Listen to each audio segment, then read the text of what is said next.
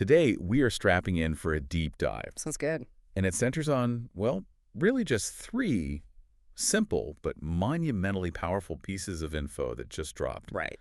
We are talking Starship, we're talking Flight 11, and crucially, successful, confirmed reentry into Earth's atmosphere. Yeah. And the key phrase we keep seeing, it's explicit. Mm. This particular outcome on this flight, it's a big deal. That phrase, big deal, that's kind of our mission today, isn't it? Exactly. For you listening, especially if you get the stakes of, high-frequency space travel, we aren't just here to say, hooray, it survived. No. Our goal is to synthesize why this specific thing, successful atmospheric reentry, on the 11th try, why does that carry such huge, enabling significance? Right. What does it unlock? We need to move past just the idea of reusability and really drill down into the engineering validation that Flight 11 actually gives us. Absolutely. And the source material, it's pretty direct, confirms that core fact. Starship completed the toughest phase, structurally and thermally, during Flight 11. Mm-hmm. We know the vehicle is meant to change everything about space access, but getting it up there, that's only half the equation. It really is. Getting it back reliably, Mm-hmm. that's the paradigm shift. Totally. So let's maybe start by framing just how massive this engineering challenge is. Re-entry. Yeah. Mm. We're not talking about a plane just, gliding down gently. Not at all. We're talking about taking this enormous stainless steel vehicle from, zero atmosphere, thousands of miles an hour, The orbital velocity, yeah. and slamming it into the dense, the churning chaos of the atmosphere. And what's fascinating, right, is that the physics, the sheer physical demands of reentry, they scale up massively with the vehicle's size. And Starship is huge. It's enormous. So when you connect that to, the big picture of rocketry coming back intact from orbit, that's way more complex, variable-wise, than going up. Really? Yeah. More than ascent. Oh, yeah. Ascent is mostly about brute force thrust and structural strength against gravity and max Q. Re-entry. Re-entry is like a controlled demolition challenge. You have to manage insane energy. Okay, so this is where we break down the physics behind that big deal label. Right. You're dealing with just a colossal amount of kinetic energy. From the speed. From the speed, exactly. Yeah. And it has to be dissipated, not slowly but fast, across maybe 15, 20 minutes. Wow. And that energy sheds mainly through friction, rubbing against the atmosphere. And that friction doesn't just slow it down. Right. It turns the air, right in front of the vehicle, into a plasma. Yeah. Superheated plasma. Precisely. Yeah, if we get specific, you're talking temperatures that routinely hit and sometimes exceed 2,500 degrees Celsius. Well, Especially around the leading edges, those control surfaces, the flaps. okay, 2,500 C, that's hot enough to melt most metals instantly. Most conventional structural materials, yeah, gone.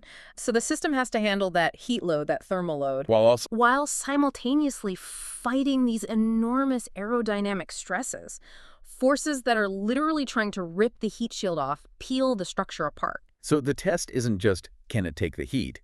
It's, can it take the heat while being battered and stay in control? Mm-hmm. That sounds like trying to steer a boulder through a high-speed river of molten metal. That's a pretty good analogy. Starship does that high angle of attack thing, right? The belly flop. Right, the famous maneuver. It uses its whole body like a giant air brake.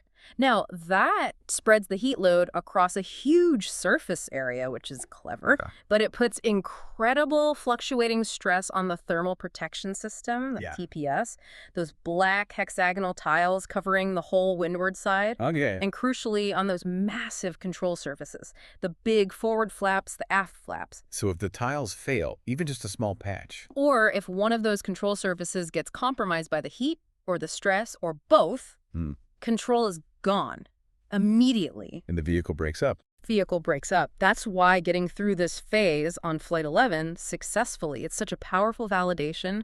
It proves their materials, especially those heat shield tiles, actually held up under the real operational heat profile. Okay, that makes sense. And I immediately think about the complexity there. We know NASA struggled massively with the shuttle tiles, right? And they were fragile. Famously so, yes. For Starship, the whole point is rapid reuse. So the tiles can't just survive once. They need to survive again and again quickly. What does Flight 11 tell us about? Well, about the resilience of their tiles under this specific stress. That's a critical question. And it moves us from the general challenge to the specific win here. Yeah. Now, obviously, the full post-flight data, that's proprietary. Sure. But the simple fact, The headline fact that the sources confirm a successful, controlled reentry. That means the system survived the crucial plasma blackout phase. Oh, plasma blackout. Explain that bit. Okay, so when the atmosphere around the vehicle gets so hot it ionizes, it basically becomes this electrically charged soup. And that blocks radio signals. Blocks all radio communication. Dead silence.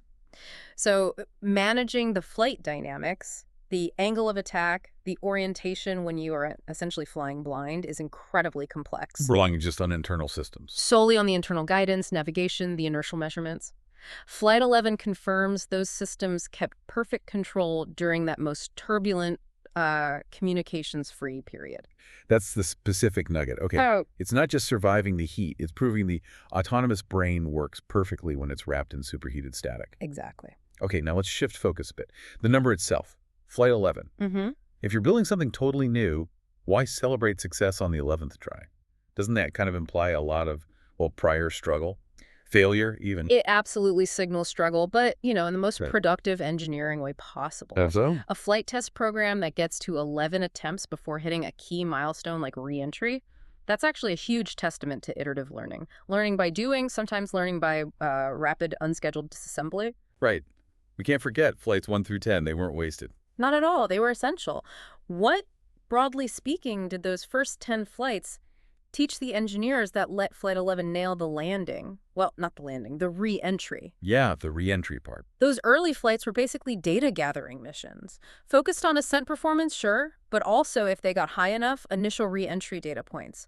Often, they were intentionally pushing limits to see where things broke to get data on failure modes. Okay, so what kind of failures? For instance, earlier attempts likely showed issues with tile adhesion, right? Maybe TPS tiles popping off during ascent because of vibrations or shear forces, Right. or during the initial thermal shock of reentry. They also probably found weaknesses in the actuation mechanisms for the control surfaces. Making those giant flaps move under pressure? Exactly. Getting those huge flaps and fins to move precisely under really high dynamic pressure, high Q, and intense heat, that's incredibly hard. Okay, so Flight 11 isn't some prototype finally working by luck. It's a refined system. It's a mature design, yeah.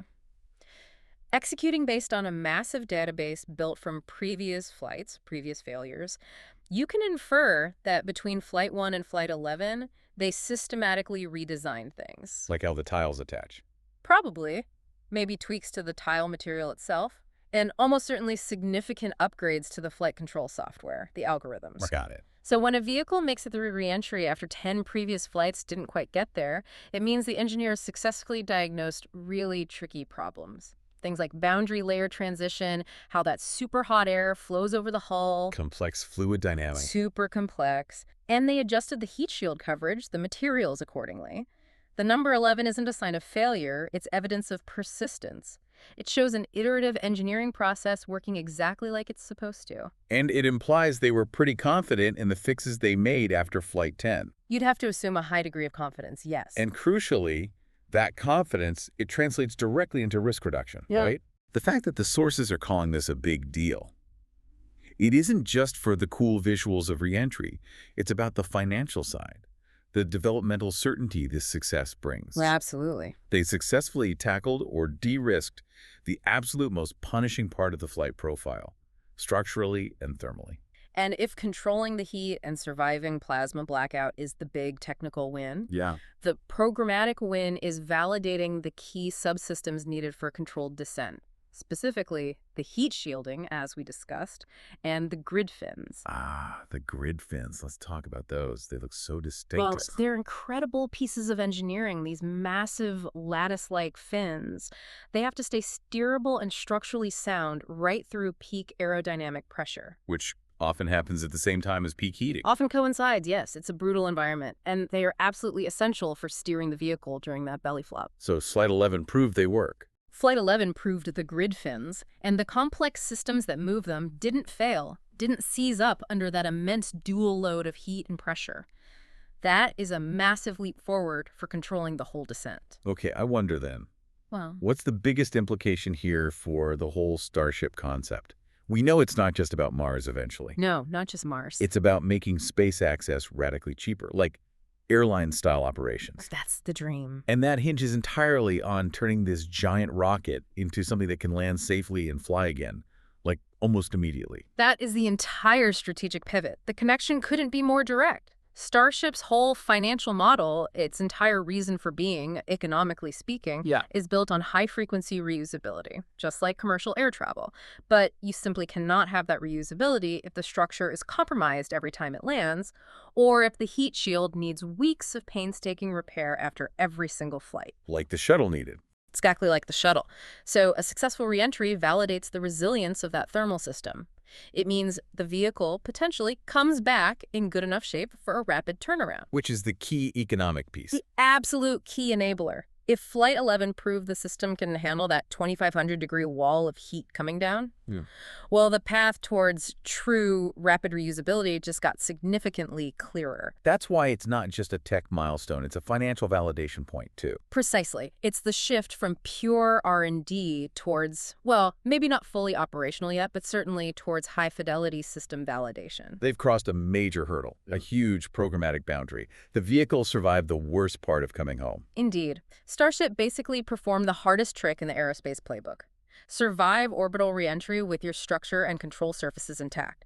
And this success, it frees up resources. How so? They can now shift focus. Less worry about fundamental survival through the heat and more optimization of the final phases. The landing sequence, the terminal descent, the core architecture. It's validated.